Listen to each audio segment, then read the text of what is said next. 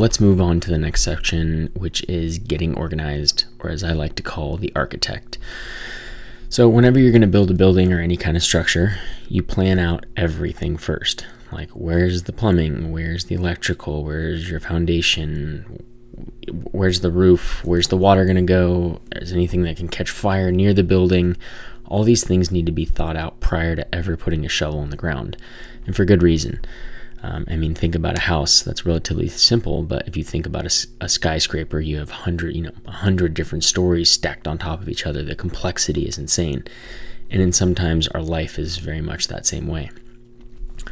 So I use Apple Reminders, basic app in all my Apple stuff has the same app in it.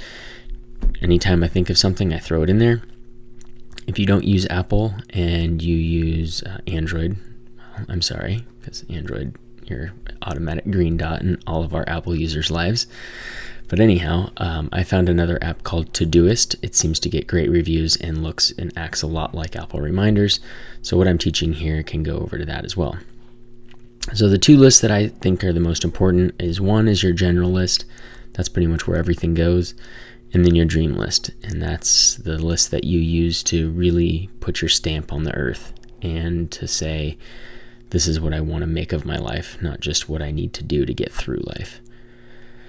So the first thing is you're going to add to your general list. And each day you kind of work your list. So what that means is during your day, you're going to take any idea or task and you're going to put it in your general bucket. So that could be anything from, taking out the trash, picking up your kids, walking the dog, whatever that may be, or, as complex as, hey, I need to build another home, or I want to travel the world. So what should go on your list? Anything from buying a new toothbrush to building the mansion of your dreams. Start each day with your general list. Look at what's in the list and organize by priority. So generally, I'll put the most urgent and important items on top. More on that in a minute. I use a little bit different system, but you don't need to. It kind of adds another step, but I personally like it. Your list might be a mess from all the things you put on it the previous day. And why I say that is because during the day when you're working on your list, you don't add anything on. You set your day and you do that day. Things are going to come flying at you throughout the day, and you're not going to stop on your list. You set out to do what you do and complete it.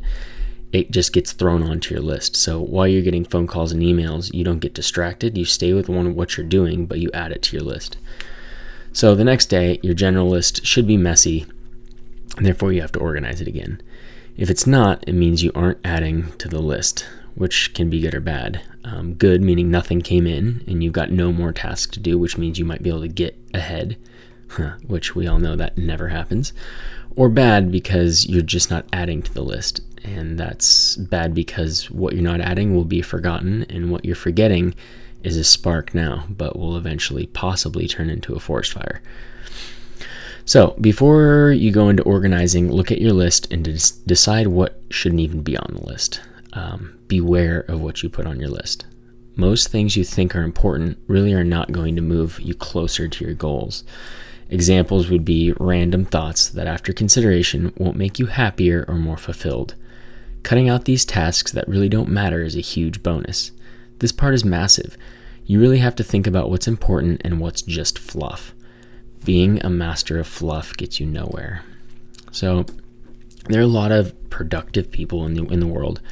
People are great at washing dishes, but if you're the best damn dishwasher on the planet, good luck. You're never going to get ahead. You just can't. So that goes back to the thing of don't put stuff on your list that isn't going to push you further down the road. So move items that belong in another bucket to their proper place. So you're going to start off with the general list. Everything goes in there no matter what it is. And then as you're organizing throughout the day, you are going to move things to another place. So I'll get more into that. I use my general list exactly how you'd use a to-do list with some exceptions. The general list will hold all items that are urgent and important. Remember, we don't want a spark to turn into a fire.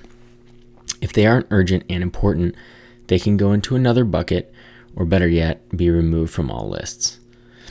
So here's another thing, a little caveat that I find myself doing is that I'll wake up in the morning to an email and then bam, a phone call, and I'm off. And I'm doing whatever squirrel just ran across my day. And I feel like most of us operate that way. When I'm really getting stuff done, I don't let those squirrels distract me. So instead of going straight for the squirrel and running and chasing it, I put the squirrel in the general bucket, and then I map it out and say, okay, is this thing going to make sense? Is it going to move me closer to my goals? Is it going to make a difference? Is it going to move the needle? And if it won't, then I don't do it. Or if it's something that really won't move the needle but will catch fire later, then I just put it on the list. I say that if you live by the list, you'll get more done and you'll do it with less stress.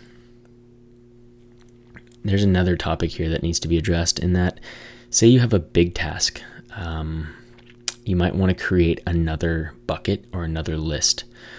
If you don't, it'll probably clog up your general bucket and distract you, and there'll be so many items on there that it just won't make sense. So what I'll just generally do sometimes is I'll take one little task and I'll say, hey, refer to, in this case, it's going to be remodeling a house. So I'll use the address where there's like 100 tasks. Well, if I put 100 more tasks in my general box, first of all, I'm never going to get the sense of accomplishment, but also it's going to be a hot damn mess in there, and it'll be hard to make sense of what's important and what I'm actually doing. So I put the note in the general bucket, and then I click it over there and see what I'm working on. When the project is complete, obviously you check off your stuff and then you move on. So you want to move things around based on priority. If something's low priority, obviously it doesn't need to be done. You can maybe do that at the end of your day as extra credit, or maybe not at all. But you definitely want to use anything that's high priority and prioritize that first. I mean, you want to do that today, and you want to do it the first thing today. So once I have my general bucket organized, I pick out items that need to be done urgently. And a lot of times people will use the digital systems to keep track of their stuff. I personally like to use this method. So I keep track of my list here because it's always with me and I can always add to it. So this is what's here. But then each day I take apart what I'm working on, and I take, 5 or 6 items and move it onto this piece of paper. And then I put a check mark to notate that it's done, which I love checking off in paper. And then I put a number of minutes on the left-hand side to say, okay, if I'm working productively, it should take me 25 minutes to accomplish this task. If I'm slacking off, checking IG, doing any number of different distracting tasks, it can take much longer. So what happens is, if it's a 25-minute task and I get to 20 and I say, I'm not even 50% done, I stop what I'm doing and I table it. I just don't even finish. I just stop right where I'm at. If I need to take any notes on things to remember, I put it in the notes section, either on my piece of paper or possibly in here, like Melanie to cross-check Sky Boss. So this is all the things that I've been working on, but I haven't completed yet. I like putting a time allowance on there because it creates urgency. Similarly, like if I had a golf pro once teach me, like if you're going to practice on the putting green, you basically have to make 5 shots or you start all over again. And it puts that same level of stress that you'll have when you're actually playing the game.